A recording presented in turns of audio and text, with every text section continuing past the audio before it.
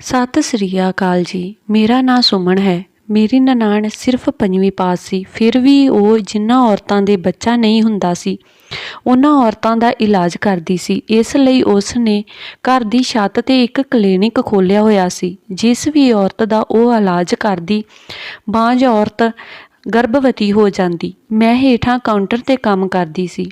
ਉਸ ਨੇ ਮੈਨੂੰ ਸਾਫ਼-ਸਾਫ਼ ਮਨ੍ਹਾ ਕੀਤਾ ਸੀ ਉੱਪਰ ਆਉਣ ਤੋਂ, ਕਿਉਂਕਿ ਉੱਪਰ ਔਰਤਾਂ ਦਾ ਇਲਾਜ ਕੀਤਾ ਜਾਂਦਾ ਸੀ ਤੇ ਉਸ ਦੀ ਇਹ ਗੱਲ ਨਾਲ ਮੈਂ ਸਹਿਮਤ ਹੋ ਗਈ, ਕਿਉਂਕਿ ਇਸ ਨਾਲ ਸਾਨੂੰ ਬਹੁਤ ਪੈਸੇ ਮਿਲਦੇ ਸੀ।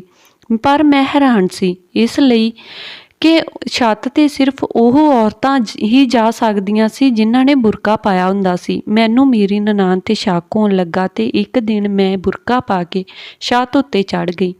ਆਪਣੀ ਨਨਾਣ ਦੀ ਸੱਚਾਈ ਜਾਣ ਕੇ ਮੇਰੇ ਹੋਸ਼ ਉੱਡ ਗਏ। ਮੇਰੇ ਕੋਲ ਪੜ੍ਹੇ ਲਿਖੇ ਹੋਣ ਦੇ ਬਾਵਜੂਦ ਕੋਈ ਕੰਮ ਨਹੀਂ ਸੀ। ਮੇਰੀ ਨਨਾਣ 5ਵੀਂ ਪਾਸ ਨੇ ਇੱਕ ਕਲੀਨਿਕ ਖੋਲ੍ਹਿਆ। ਪਹਿਲਾਂ ਤਾਂ ਇੱਕ ਸਾਲ ਵਿੱਚ 2 ਹੀ ਔਰਤਾਂ ਇਲਾਜ ਕਰਾਉਣ ਲਈ ਆਈਆਂ, ਪਰ ਹੈਰਾਨੀ ਵਾਲੀ ਗੱਲ ਇਹ ਸੀ ਕਿ ਉਹ ਦੋਵੇਂ ਔਰਤਾਂ ਗਰਭਵਤੀ ਹੋ ਗਈਆਂ। ਫਿਰ ਕਲੀਨਿਕ ਵਿੱਚ ਹੌਲੀ-ਹੌਲੀ ਔਰਤਾਂ ਦੀ ਗਿਣਤੀ ਵਧਣ ਲੱਗੀ। ਮੇਰੀ ਨਨਾਣ ਉੱਪਰ ਉਹਨਾਂ ਔਰਤਾਂ ਦਾ ਇਲਾਜ ਕਰਦੀ ਸੀ ਤੇ ਮੈਂ ਹੇਠਾਂ ਕਾਊਂਟਰ ਸੰਭਾਲਦੀ ਸੀ। ਇੱਕ ਦਿਨ ਇੱਕ ਪਤੀ ਪਤਨੀ ਸਵੇਰੇ-ਸਵੇਰੇ ਕਲੀਨਿਕ ਆਏ। ਮੈਂ ਔਰਤ ਨੂੰ ਉੱਪਰ ਜਾਣ ਲਈ ਕਿਹਾ ਤੇ ਉਸ ਦੇ ਪਤੀ ਨੂੰ ਹੇਠਾਂ ਬੈਠਣ ਲਈ ਕਿਹਾ। ਅੱਧੇ ਘੰਟੇ ਤੋਂ ਉੱਪਰ ਹੋ ਗਿਆ ਸੀ ਤਾਂ ਉਹ ਵਿਅਕਤੀ ਉੱਪਰ ਜਾਣ ਦੀ ਜਿੱਦ ਕਰਨ ਲੱਗਾ। ਮੈਂ ਕਿਹਾ, ਤੁਸੀਂ ਉੱਪਰ ਨਹੀਂ ਜਾ ਸਕਦੇ। ਉੱਪਰ ਹੋਰ ਵੀ ਔਰਤਾਂ ਹਨ। ਮੇਰੀ ਨਨਾਣ ਮੈਨੂੰ ਵੀ ਉੱਪਰ ਨਹੀਂ ਜਾਣ ਦਿੰਦੀ। ਇਹ ਸੁਣ ਕੇ ਉਹ ਚੁੱਪ ਹੋ ਗਈ। ਥੋੜ੍ਹੀ ਦੇਰ ਬਾਅਦ 2 ਔਰਤਾਂ ਬੁਰਕਾ ਪਾਈਆਂ ਹੋਈਆਂ ਉੱਪਰ ਛੱਤ 'ਤੇ ਚੜ੍ਹ ਗਈਆਂ। ਲਗਭਗ 2 ਘੰਟੇ ਬਾਅਦ ਉਸ ਵਿਅਕਤੀ ਦੀ ਔਰਤ ਹੇਠਾਂ ਆਈ। ਮੈਂ ਧਿਆਨ ਨਾਲ ਵੇਖਿਆ ਤਾਂ ਉਸ ਦੇ ਹੱਥਾਂ ਵਿੱਚ ਕੋਈ ਦਵਾਈ ਨਹੀਂ ਸੀ, ਪਰ ਉਸ ਦੇ ਚਿਹਰੇ 'ਤੇ ਖੁਸ਼ੀ ਜ਼ਰੂਰ ਸੀ। ਪਤੀ ਪਤਨੀ ਦੋਵੇਂ ਉੱਥੋਂ ਚਲੇ ਗਏ। ਥੋੜ੍ਹੀ ਦੇਰ ਬਾਅਦ ਉਹ ਦੋਵੇਂ ਔਰਤਾਂ ਵੀ ਹੇਠਾਂ ਆ ਗਈਆਂ ਤੇ ਚਲੀਆਂ ਗਈਆਂ ਤੇ ਉਹਨਾਂ ਦੇ ਪਿੱਛੇ-ਪਿੱਛੇ ਮੇਰੀ ਨਨਾਣ ਪੂਜਾ ਵੀ ਹੇਠਾਂ ਆ ਗਈ।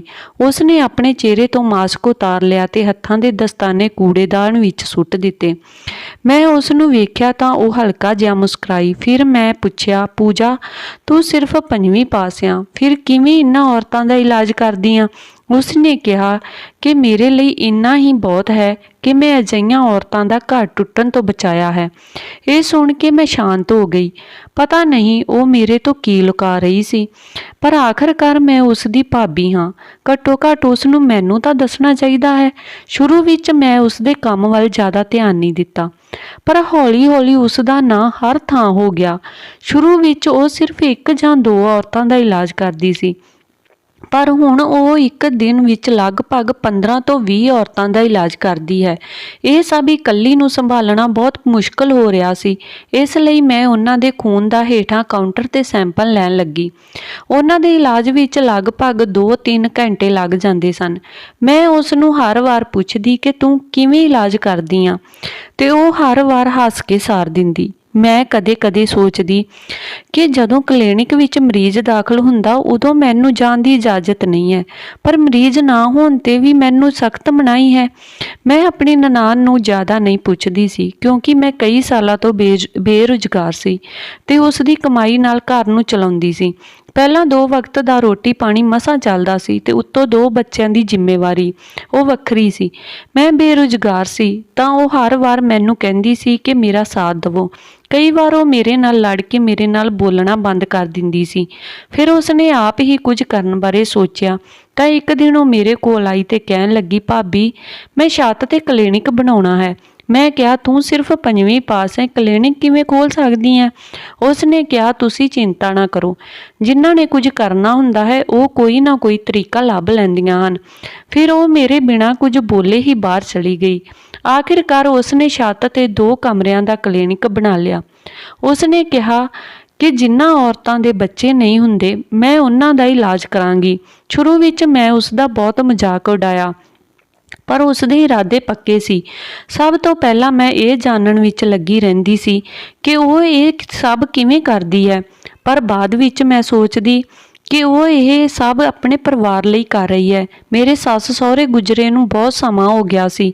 ਮੇਰੀ ਛੋਟੀ ਨਨਾਣ ਰੇਨੂ ਦੇ ਵਿਆਹ ਨੂੰ 10 ਸਾਲ ਹੋ ਗਏ ਸਨ, ਪਰ ਅਜੇ ਤੱਕ ਕੋਈ ਬੱਚਾ ਨਹੀਂ ਸੀ ਹੋਇਆ, ਜਿਸ ਕਾਰਨ ਉਸ ਦਾ ਪਤੀ ਉਸ ਨੂੰ ਬਹੁਤ ਪਰੇਸ਼ਾਨ ਕਰਦਾ ਸੀ। ਤੇ ਦੂਜਾ ਵਿਆਹ ਕਰਵਾਉਣ ਦੀ ਧਮਕੀ ਵੀ ਦਿੰਦਾ ਸੀ। ਮੈਂ ਆਪਣੀ ਛੋਟੀ ਨਨਾਣ ਬਾਰੇ ਉਸ ਨਾਲ ਗੱਲ ਕੀਤੀ, ਪਰ ਉਸ ਨੇ ਮੇਰੀ ਗੱਲ ਅਣਸੁਣੀ ਕਰ ਦਿੱਤੀ।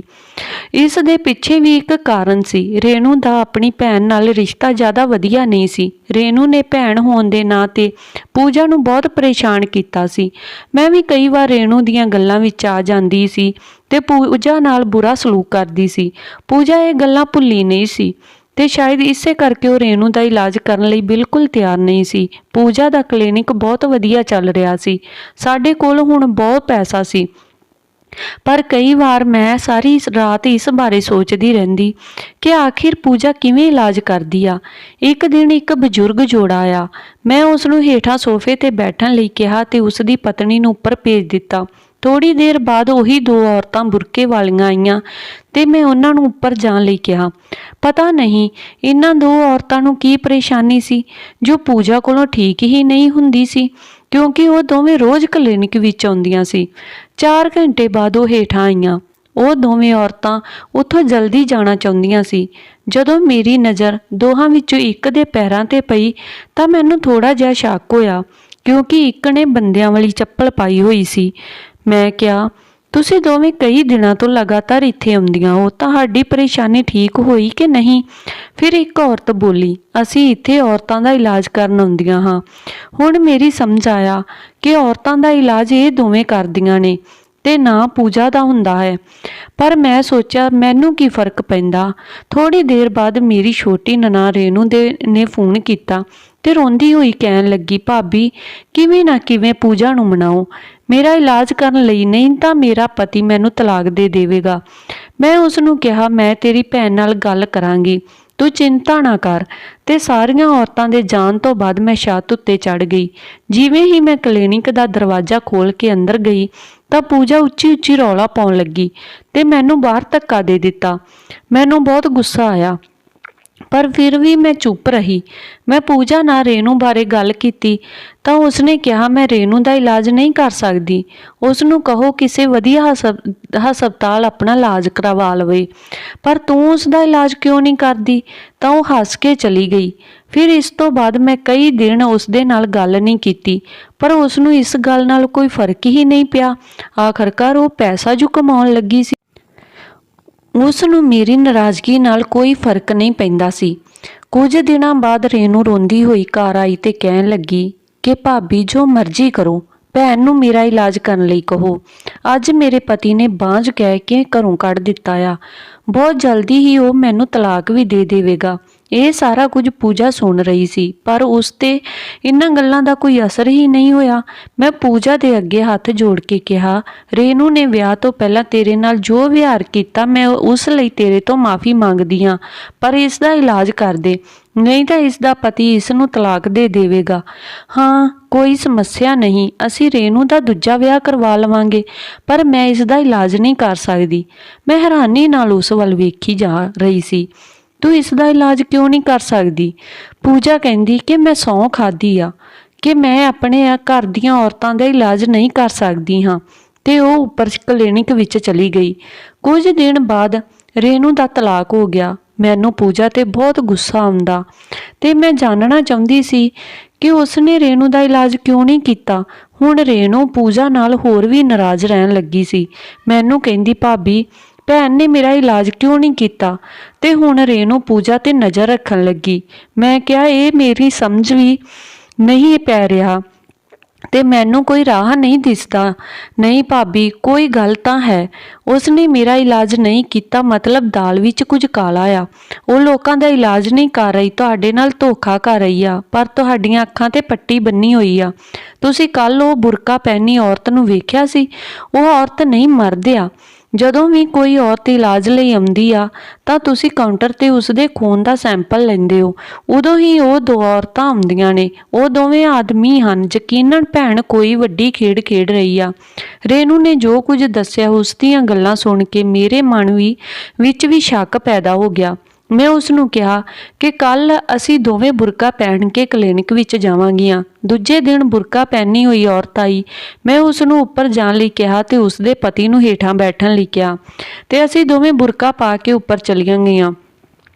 ਸਾਰੀਆਂ ਔਰਤਾਂ ਚੁੱਪ-ਚਾਪ ਬੈਠੀਆਂ ਸੀ। ਜਦੋਂ ਅਸੀਂ ਅੰਦਰ ਗਈਆਂ ਤਾਂ ਪੂਜਾ ਨੂੰ ਲੱਗਾ ਅਸੀਂ ਉਹੀ ਦੋਵੇਂ ਔਰਤਾਂ ਹਾਂ ਜੋ ਇਲਾਜ ਕਰਨ ਲਈ ਆਈਆਂ ਹਾਂ। ਪੂਜਾ ਨੇ ਕਿਹਾ ਕਿ ਤੁਸੀਂ ਦੋਹਾਂ ਨੇ ਚੰਗਾ ਕੀਤਾ ਜੋ ਜਲਦੀ ਆ ਗਈਆਂ। ਇਹ ਫਾਈਲ ਲਓ ਤੇ ਇਸ ਦਾ ਬਲੱਡ ਗਰੁੱਪ A ਪੋਜ਼ਿਟਿਵ ਆ। ਇਸ ਨੇ A ਪੋਜ਼ਿਟਿਵ ਗਰੁੱਪ ਦਾ ਬੱਚਾ ਲੈਣਾ ਆ। ਇਹ ਗੱਲ ਸੁਣ ਕੇ ਅਸੀਂ ਦੋਵਾਂ ਨੇ ਮੂੰਹ ਤੋਂ ਬੁਰਕਾ ਹਟਾ ਦਿੱਤਾ। ਸਾਨੂੰ ਵੇਖ ਕੇ ਪੂਜਾ ਡਰ ਗਈ। ਮੈਂ ਕਿਹਾ ਹੁਣ ਤਾਂ ਤੈਨੂੰ ਦੱਸਣਾ ਹੀ ਪਵੇਗਾ ਕਿ ਤੂੰ ਕਿਸ ਤਰ੍ਹਾਂ ਇਲਾਜ ਕਰਦੀ ਆਂ। ਫਿਰ ਪੂਜਾ ਨੇ ਕਿਹਾ ਤੁਸੀਂ ਬੇਰੁਜ਼ਗਾਰ ਸੀ, ਗਰੀਬੀ ਨੇ ਸਾਡੀ ਕੀ ਹਾਲਤ ਕੀਤੀ ਤੁਸੀਂ ਜਾਣਦੇ ਹੋ। ਉਦੋਂ ਹੀ ਮੇਰੀ ਇੱਕ ਸਹੇਲੀ ਨੇ ਮੈਨੂੰ ਅਜਿਹੀਆਂ ਔਰਤਾਂ ਦਾ ਇਲਾਜ ਕਰਨ ਲਈ ਕਿਹਾ।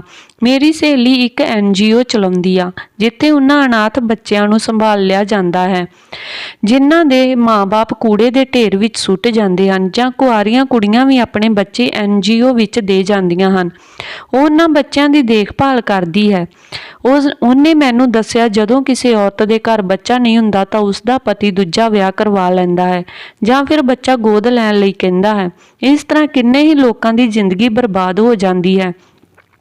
ਮੇਰੀ ਸਹੇਲੀ ਨੇ ਆਪਣੇ 2 ਸਾਥੀ ਦਿੱਤੇ ਸੀ। ਜਦੋਂ ਵੀ ਕੋਈ ਔਰਤ ਇਲਾਜ ਕਰਾਉਣ ਲਈ ਆਉਂਦੀ ਤਾਂ ਮੈਂ ਉਹਨੂੰ ਸਾਫ਼-ਸਾਫ਼ ਦੱਸ ਦਿੰਦੀ ਕਿ ਇੱਥੇ ਕੋਈ ਇਲਾਜ ਨਹੀਂ ਕੀਤਾ ਜਾਂਦਾ, ਮੈਂ ਕੋਈ ਇਲਾਜ ਨਹੀਂ ਕਰਦੀ ਹਾਂ, ਪਰ ਤੁਹਾਨੂੰ ਬੱਚਾ ਜ਼ਰੂਰ ਮਿਲੇਗਾ। ਮੈਂ ਉਸ ਔਰਤ ਦਾ ਤੇ ਉਸਦੇ ਪਤੀ ਦਾ ਬਲੱਡ ਗਰੁੱਪ ਲੈ ਕੇ 9 ਮਹੀਨਿਆਂ ਬਾਅਦ ਉਸੇ ਬਲੱਡ ਗਰੁੱਪ ਦਾ ਬੱਚਾ ਉਹਨਾਂ ਨੂੰ ਦੇ ਦਿੰਦੀ ਸੀ।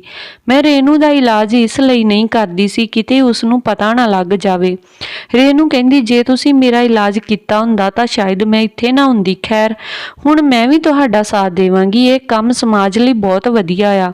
ਇਸ ਤਰ੍ਹਾਂ ਜੋ ਬੱਚੇ ਅਨਾਥ ਹੋ ਗਏ ਉਹਨਾਂ ਨੂੰ ਮਾਤਾ ਪਿਤਾ ਮਿਲ ਜਾਂਦੇ ਹਨ ਤੇ ਜਿਨ੍ਹਾਂ ਦੇ ਬੱਚੇ ਨਹੀਂ ਹਨ ਉਹਨਾਂ ਨੂੰ ਬੱਚੇ ਮਿਲ ਜਾਂਦੇ ਹਨ। ਨਹੀਂ ਤਾਂ ਕਿੰਨੀਆਂ ਔਰਤਾਂ ਦੇ ਘਰ ਤਬਾਹ ਹੋ ਜਾਂਦੇ ਹਨ। ਰੇਨੂ ਤੇ ਪੂਜਾ ਦੀਆਂ ਅੱਖਾਂ ਵਿੱਚ ਹੰਝੂ ਆ ਗਏ। ਮੈਨੂੰ ਆਪਣੀ ਨਨਾਣ ਦੀ ਸੱਚਾਈ ਜਾਣ ਕੇ ਬਹੁਤ ਮਾਣ ਮਹਿਸੂਸ ਹੁੰਦਾ ਹੈ। ਧੰਨਵਾਦ ਜੀ। ਜੇਕਰ ਕਹਾਣੀ ਵਧੀਆ ਲੱਗੀ ਹੋਵੇ ਤਾਂ ਲਾਈਕ ਕਮੈਂਟ ਸ਼ੇਅਰ ਜ਼ਰੂਰ ਕਰਨਾ ਜੀ ਤੇ ਚੈਨਲ ਨੂੰ ਸਬਸਕ੍ਰਾਈਬ ਜ਼ਰੂਰ ਕਰ ਲੈਣਾ ਜੀ। ਸਤਿ ਸ਼੍ਰੀ ਅਕਾਲ ਜੀ।